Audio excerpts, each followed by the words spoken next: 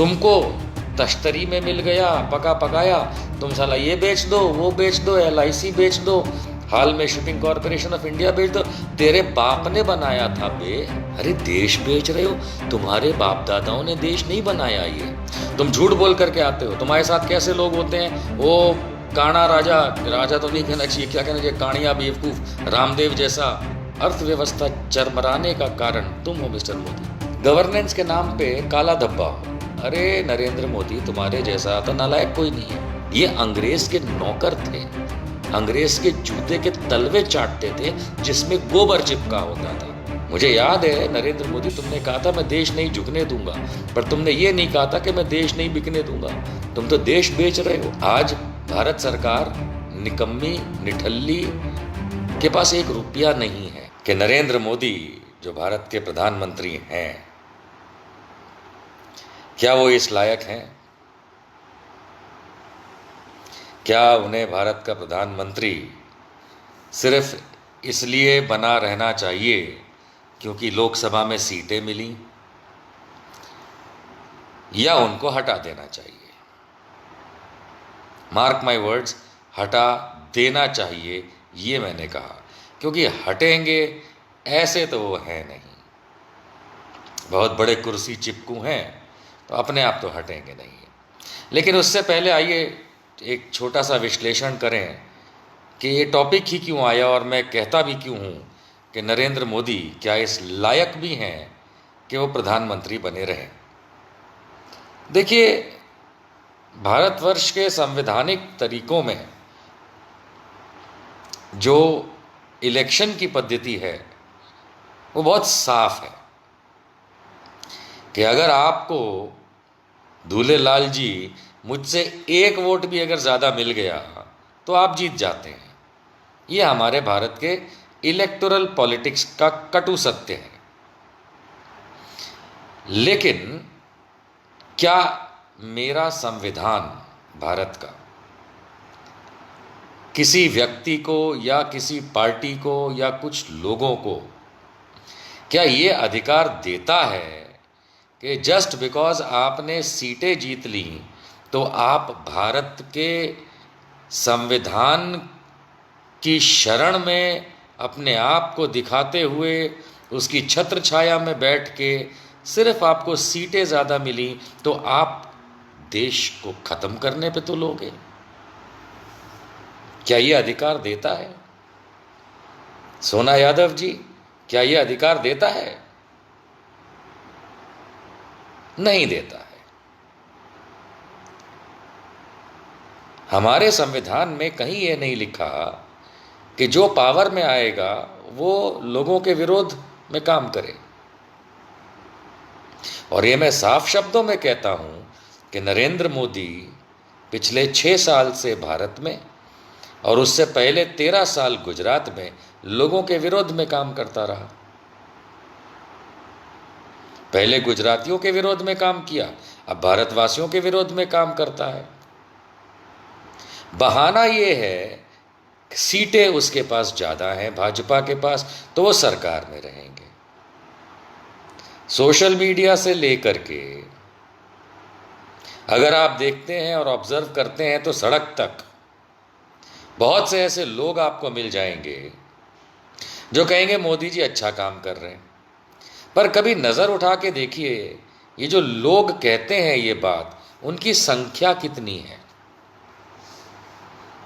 क्या संख्या है उन लोगों की?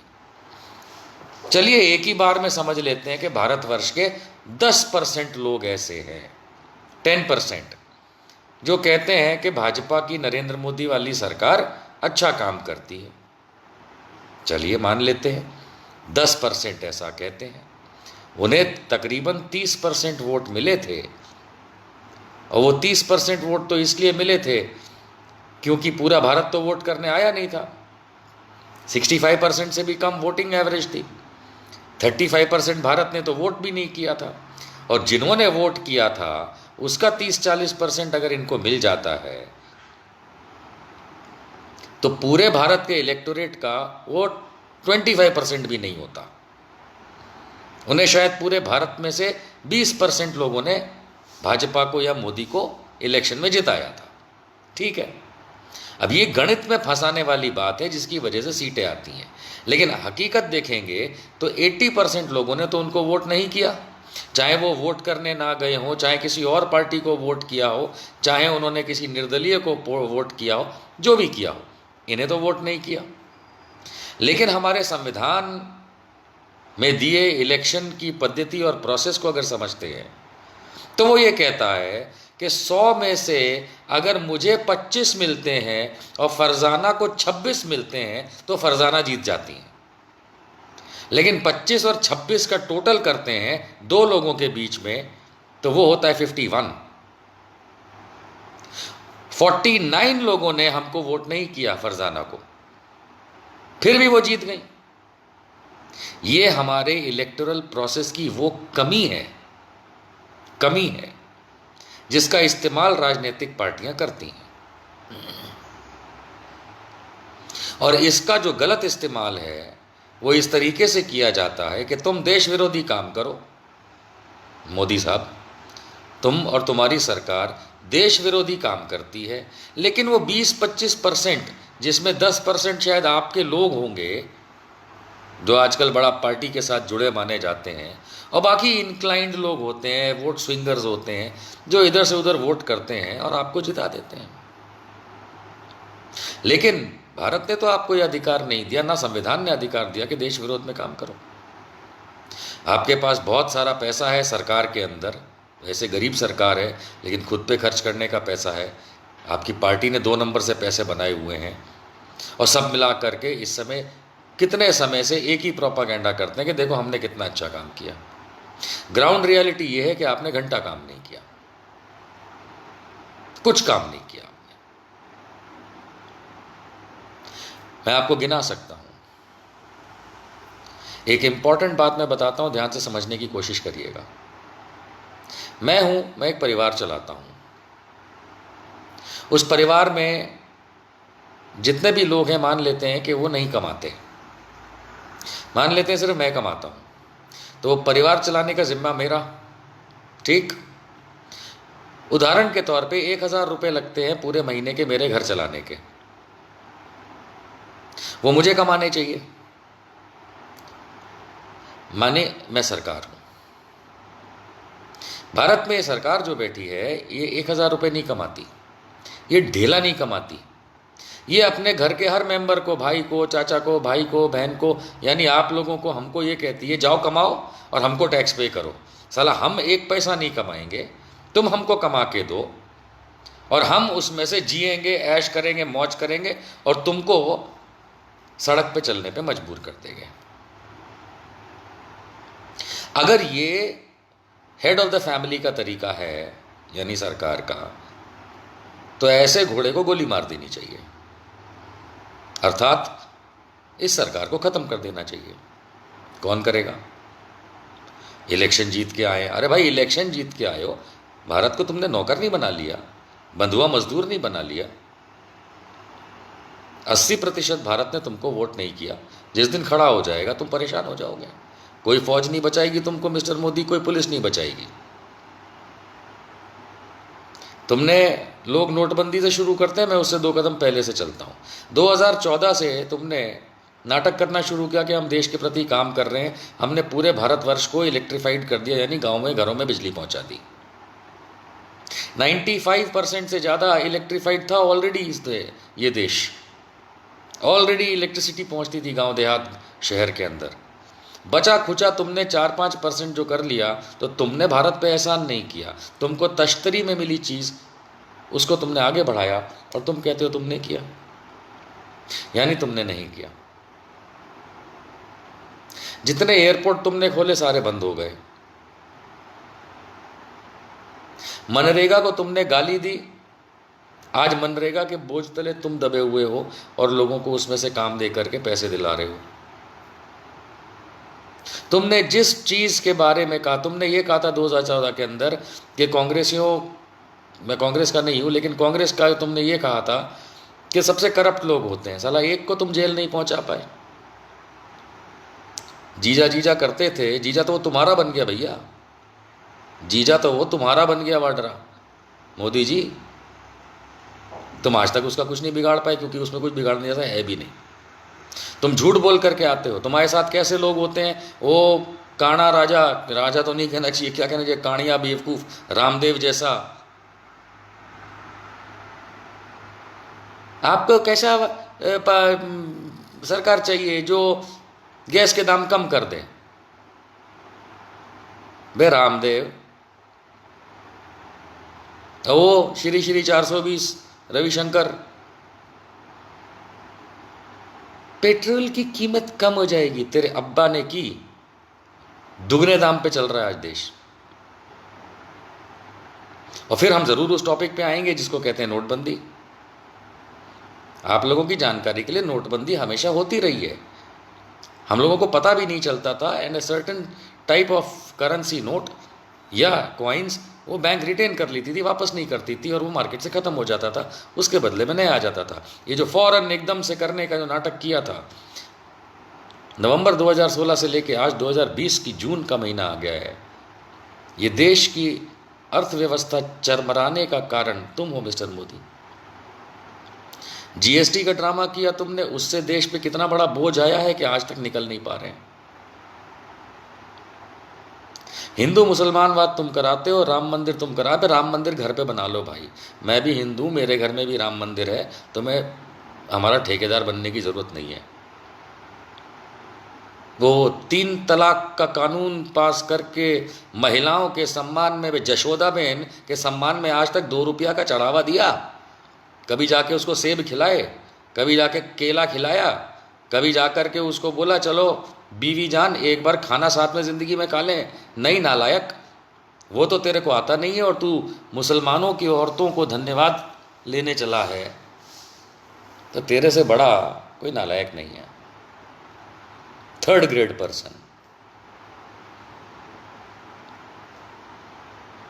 तुम गवर्नेंस के नाम पे काला धब्बा हो,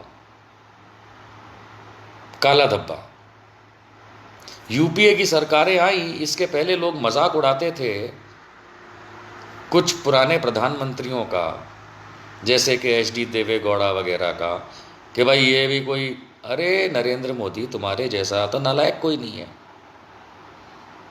तुम तो देश के नाम पे तुमने बिल्कुल बेवकूफ़ बना रखा है। नौकरियां कहाँ हैं?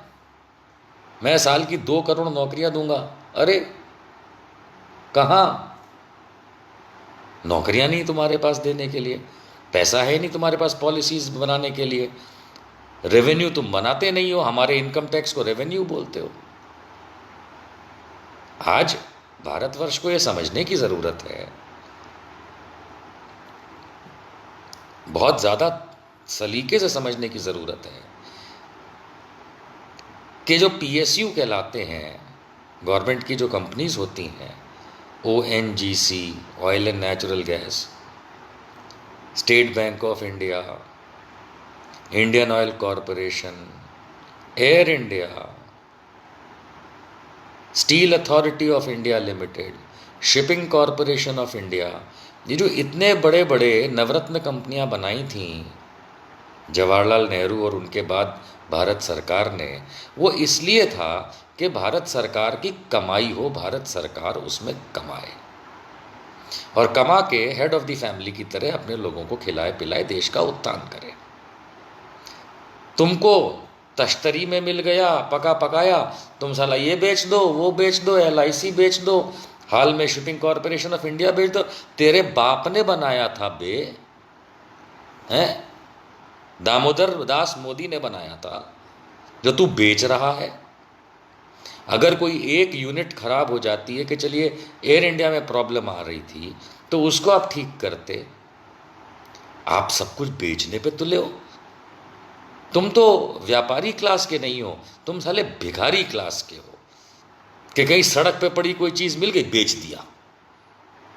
4 किलो प्लास्टिक कहीं से पड़ा मिल गया, जाके कबाड़ी को बेच दिया।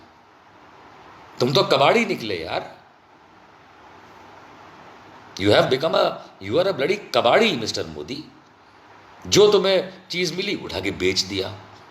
एयरपोर्ट वो बेच दिए, शिपिंग कॉरपोरेशन वो बेच रहे हो, LIC वो तुम डिसइन्वेस्ट कर रहे हो। अरे देश बेच रहे हो, तुम्हारे बाप दादाओं ने देश नहीं बनाया। ये भारतीय जनता पार्टी में से या मोदी के या अटल बिहारी के या इनके जैसे RSS संघी लोगों ने ये देश का निर्माण नहीं किया। ये अंग्रेज के नौकर थे, अंग्रेज के जूते के तलवे चाटते थे जिसमें गोबर चिपका होता था। ये मोदी के संघी बाप दादा। तुमको एक देश में तुमने किसी भी तरीके से इलेक्शन जीत के तुम सरकार में बैठ गए, तुम बेच दोगे पूरे देश को। मुझे याद है नरेंद्र मोदी, तुमने कहा था मैं देश नहीं झुकने दूंगा, पर तुमने ये नहीं कहा था कि मैं देश नहीं बिकने दूंगा। तुम तो देश बेच रहे हो। आज भारत सरकार निकम्मी निठल्ली के पास 1 रुपया नहीं है दोस्तों, 1 रुपया नहीं है। ये RBI से हमारा देश का पैसा लूट चुके हैं, ये LIC से हमारा पैसा उठा चुके हैं, करोड़ों लाखों रुपया, लाखों करोड़ रुपया। ये हमारे नवरत्न कंपनियां बेच रहे हैं क्योंकि इनके बाप ने नहीं बनाई, मुफ्त की मिली है, कमाई का जरिया है नहीं। यही गुजरात मॉडल है। मैं जानता हूँ, मैं गुजरात में इतने साल रहा हूँ, मुझे पता है। जो मिला साली चीज़ को बेच करके इनने पैसे बना लिए, अपने पे खर्च किए और फिर नंगे हो गए। ये पिछले 2-2.5 साल से भारत सरकार ज़ीरो बैंकरप्ट है, इनके पास पैसा नहीं है। और इस वजह से ये कोरोना वायरस के नाम पे इन्होंने लाखों करोड़ रुपया विदेशों से इस समय लिया, IMF से और वर्ल्ड बैंक से। और ये किस पे खर्च कर रहे हैं? खुद पे खर्च कर रहे हैं। ये आम इंसान पे पैसा नहीं जा रहा है। आम इंसान तो भूखा प्यासा नंगा बैठा है, ये खुद पे खर्च कर रहे हैं। और मैं आपको उदाहरण देता हूँ कैसे। आनंद जी नमस्कार। आनंद जी को जैसे बड़ा मैंने जानता हूँ, डिस्कशन करता रहता हूँ। आनंद जी को ये ध्यान है, आनंद द्विवेदी जी को, कि भारत सरकार के पास पैसे क्यों नहीं है इस समय? क्योंकि कोरोना वायरस की सिचुएशन इन्होंने खड़ी करी और लॉकडाउन कर दिया और सारा टैक्सेशन बंद हो गया। लगभग कोई टैक्सेशन इनके हाथ में नहीं आ रहा। लेकिन एक बात बिल्कुल साफ है मेरे दोस्तों, और मैं आपको बताता हूँ, आपको समझ में आ जाएगा। भारतवर्ष के अंदर 7 लाख गांव हैं, 7 lakhs विलेजेस, है ना। हर गांव में एक सरपंच होता है और वो सरपंच को सरकार पैसे देती है हर महीने, अर्थात तनख्वाह। आप MP MLA तो छोड़ ही दीजिए, मेंबर ऑफ पार्लियामेंट छोड़ दीजिए, हज़ारों MLA छोड़ दीजिए, MLC छोड़ दीजिए, सरकारी दफ्तर छोड़ दीजिए, सरकारी विभाग डिपार्टमेंट्स छोड़ दीजिए, आप सरकारी पुलिस वाले छोड़ दीजिए, फौज छोड़ दीजिए, सब छोड़ दीजिए। जो लाखों की संख्या में भारत सरकार और केंद्र राज्य सरकारों की नौकरी करते हैं, उनको तो छोड़ दीजिए। आप हर सरपंच को उठा लीजिए, हर सरपंच को अगर ये 10,000 रुपये महीना भी देते हैं तो 7 लाख गांव, मान लेते हैं 5 लाख सरपंच होंगे। 5 लाख सरपंच 5 lakhs इंटू 10,000 कभी करेंगे तो आपको पता चलेगा कितने अरब रुपए होते हैं, अरबों। और ये हर महीना देना पड़ता है, बाकी तो खर्च मैंने गिना ही नहीं आपको। Every single month 5 lakh into 10,000, ये करके देख लीजिएगा कितने ज़ीरो आते हैं जो उस ससुर पात्रा तक को नहीं पता है ना। इतना पैसा हर महीना ये लोग सिर्फ सरपंचों को खर्च का देते हैं, तनख्वाह का देते हैं, जो भी कहते हैं। मैंने तो हिसाब भी नहीं लगाया कि लाखों लोग जो भारतीय फौज में नौकरी करते हैं उनकी तनख्वाह जाती है, लाखों लोग जो पुलिस में काम करते हैं अलग अलग राज्यों में उनकी तनख्वाह जाती है, लाखों लोग जो सरकारी विभागों में रेलवे से लेके वाटर वर्क मैनेजमेंट से लेके बिजली विभाग से लेकर के रोड बनाने के विभाग से लेके बैकएंड में जो सचिवालयों में बैठे होते हैं और पता नहीं किन किन दफ्तरों में, उनकी तनख्वाह जाती है। मैंने तो गिनी भी नहीं अभी। एवरेज 20-25 हज़ार रुपया तो हर आदमी को जाता है। तो ये जो अरबों रुपया हर महीना चाहिए जो इनको मिल नहीं रहा है, जस्ट बिकॉज हम लोग टैक्स नहीं पे कर रहे हैं, क्योंकि कोई बिजनेसेस नहीं चल रहे हैं, काम धंधे नहीं चल रहे हैं, इसलिए इन्होंने विदेशों से पैसा लिया और ये भी अब ख़त्म हो गया। इसलिए आप लोगों के पास आपने देखा कि जो ये रोड पे चलते लोग जा रहे हैं, गरीब जो गांव में रहता है, झोपड़पट्टी में रहता है, आप और हम जो पैसे की तकलीफ इस समय भुगत रहे हैं, उसमें सरकार ने इसीलिए कोई मदद नहीं करी। इसलिए नहीं करी क्योंकि उनको खुद के खाने के पैसे चाहिए, जीने के। और अब वो पैसा भी जब खत्म हो रहा है तो ये लॉकडाउन के जो स्टेजेस हैं इसको अनलॉक करके खोलते जा रहे हैं, खोलते जा रहे हैं, खोलते जा रहे हैं। वो इसलिए खोलते जा रहे हैं कि दोस्तों आप लोग जाओ बाहर जाके काम करो, सड़ो गलो मरो, क्योंकि भारत में तो लाखों पेशेंट हो गए हैं और ऐसे घोड़े की तरह तेज दौड़े जा रहा है कोरोना का वायरस। इन्हें क्या फ़र्क पड़ता है? ये तो पहले आके टीवी पे रोते थे, भैं 550 हो के घर में बैठो, अब 2.5 लाख हो गए बाहर निकलो। इससे बड़ा चार्ली नहीं देखा मैंने मोदी जैसा।